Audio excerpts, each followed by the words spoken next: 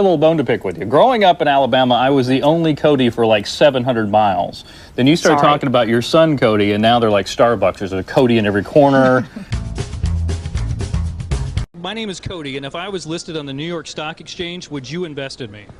I'd take a look. Well, we can't keep our eyes off of Molly the barn owl. This morning we're talking to the guy that started the whole phenomenon. And as of last night, over 7 million. Wow. Insane. And so how many people did you at first think would see it?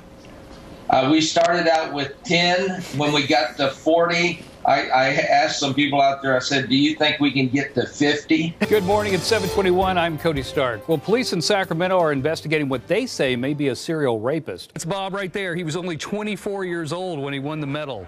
He flew over 940 missions. I mean, 940 missions. Out of all those missions, the Dumbo drop, the Air America missions, there's one mission, he said, that really stands out in his mind. Sail away with me to another world, 'cause we rely on each other. Cody came up with this idea to take on Guy Fieri in an onion cutting challenge. So Cody, explain what you're doing here now. Okay, it's called Chopping Onions with Guy Fieri. I thought we'd chop some onions and talk about some sad stuff. Remember that part in Terms of Endearment? Take care. Are you really crying? I really am crying. That's awesome. Guy, what's the deal with kids? They grow up so fast. Getting to know you, getting to know all about you.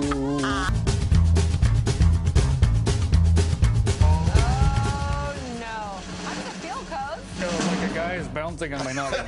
We have gusts of 30+ miles per hour, hence the reason the flags are unfurled like that and the wind's whipping around. We have team coverage this morning. I've got your Valley forecast. Ned is in the KOVR Weather Center with a look at the Sierra. And Lori Wallace is braving the elements outside in her studios in West Sacramento. Well, a security guard claims Folsom's vice mayor pretended to be a cop and then assaulted him. The vice mayor says the whole thing is a complete fabrication. Rudy Dizon. Well, it's a day off for everybody, and they go to the Red Sox game, and then the race is there, and they cheer everybody on to the end. It's just really a fantastic day in Boston. Just awful, awful things that happened yesterday. They're still continuing. They have cordoned off pretty much the entire length of the marathon, so more than 26 miles, because they want to obviously go back and double check and see if they can find anything that will help lead them. The very end of the race there is one of the most photographed places on Earth, when in the end right there. So they're going to have a mosaic of photographic evidence to kind of, try to find out who did this, and maybe we'll understand why. I don't know. Perhaps no modern-day tragedy has a greater impact on race relations in America than the murder of Emmett Till. This was back in the 1950s in Mississippi. Today, Cody Stark sat down with Till's cousin, who was in the room when the 14-year-old was kidnapped, and learned why he's finally coming forward with his version of the story. It was a scared us half to death. It was a whistle that cost Emmett Till his life and forever changed race relations in this nation. The year was 1955.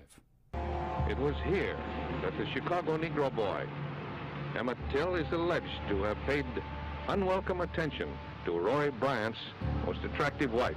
Simeon Wright was there when it happened. He said his cousin was just trying to make his friends laugh, but this was Mississippi in 1955. Wasn't that a white woman in Mississippi in 1955? You didn't do that. But he didn't know. Simeon was there a couple days later when they came for his cousin. I could hear the hollering, the loud talking. And when they got in my room and turned the light on, I saw two white men standing at the foot of my bed. They took Emmett away, they beat him, they tortured him, then finally shot him in the head, threw him in the Tallahatchie River. This is the muddy backwoods Tallahatchie River, where a weighted body was found, alleged to be that of young Emmett Till. Emmett's mother, Mamie, had the body sent back to Chicago. She demanded an open casket. She wanted, I want the world to see what they did to my baby. And she had a glass top casket.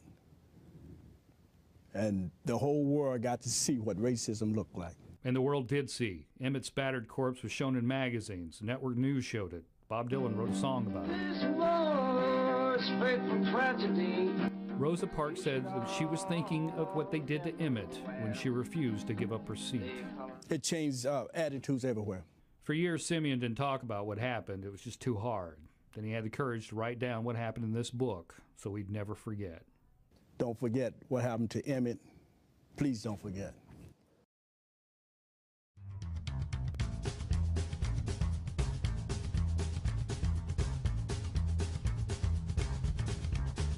One last question for Jack. Who's got it better than us? Nobody. Nobody. That's right.